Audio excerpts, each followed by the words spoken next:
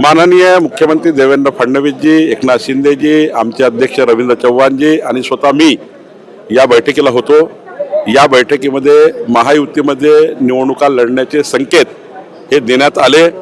सर्व जिल्हाध्यक्ष, सर्व निवडणूक प्रभाऱ्यांना आम्ही त्या ठिकाणी कळवलं आहे। एकनाथजींनी कळवलं आहे, आमच्या सर्व नेत्यांनी कळवलं, महायुतीच्या सर्व नेत्यांना कळवलेलं आहे आणि स्थानिक लेवलला महानगरपालिका, जिल्हा परिषद लेवलला महायुतीबद्दलचं टेबल वर्क करायला सांगितलं आहे। कुठल्या सीट त्या ठिकाणी कशा वाटप करायचं हे ठरलेलं आहे। पुढच्या 8 दिवसामध्ये सर्व महायुतीचे निर्णय होतील। जर 5-10% ज्या ठिकाणी किंवाच निर्माण झाला त्या ठिकाणी मात्र एकनाथजी, देवेंद्रजी इंटरव्हेन्शन करतील आणि महायुती पूर्ण करतील। आमचे रवींद्र चव्हाणजी त्यामध्ये आणि काही वाटलं तर मी त्या ठिकाणी निवडणुकीमध्ये समन्वयक आहे महायुतीमध्ये, मी त्या ठिकाणी काही ठिकाणी समन्वय करेल। पण मला वाटतं की महायुतीचे संकेत दिलेले आहेत, महायुती होणार आहे। नगर परिषद नगरपालिकांमध्ये जो संघर्ष झाला एकनाथ शिंदेच्या पक्षासोबत, तो संघर्ष टाळण्याकरता काय उपयोग? नाही, छोट्या निवडणुका होत्या, काही मतभेद झाले आहेत बरोबर, आणि तिथल्या प्रत्येक कार्यकर्त्याला निवडणूक लढावं असं वाटतंय म्हणून ते लढलेले आहेत।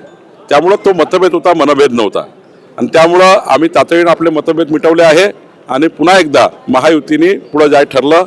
2/3 बहुमताने 51% मतं घेऊन महायुती विजय होणार आहे।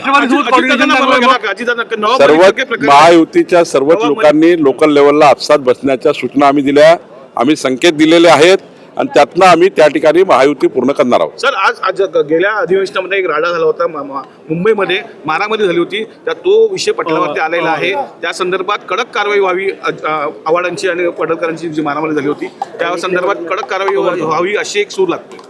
नाही, होईल ना। ज्या नियमात बसणारा कोणी असो, सरकार किंवा पोलीस त्यांचे काम करत असतं आणि त्यामुळं राडा होणे किंवा विधिमंडळात राडा होणे हे काही दुर्भाग्यपूर्ण असतं। पण त्या ठिकाणी जे काही ज्याची चूक असेल त्याच्यासाठी शासन तशी कारवाई करतं। एक नागपूरचा प्रश्न, वन्य प्राण्यांचे जे घुसखोरी आहे शहरामध्ये वाढलेली आहे, दुसऱ्यांदा बिबट्याचं आपलं शिरकाव झालेला आहे। आपल्या पारडीमध्ये, बिडगावमध्ये, या एरियामध्ये जो काही बिबट आलेला आहे त्याला पकडण्याचं काम आमच्या वन विभागाने केलं। त्या ठिकाणी काही जखमी झाले, पण महाराष्ट्र सरकारने कालच वनमंत्र्यांनी काय त्या ठिकाणी उपाययोजना केल्या पाहिजे याकरता बैठक घेतली आणि या बैठकीमध्ये ग्रासलँड डेव्हलपमेंट असेल, त्या ठिकाणी बांबूचे कंपाऊंड वॉल असेल, असे अनेक निर्णय त्या ठिकाणी घेण्यात आले। अनेक विभागाची बैठकसुद्धा आता होणार आहे, त्या बैठकीमध्ये आम्ही निर्णय करणार आहोत।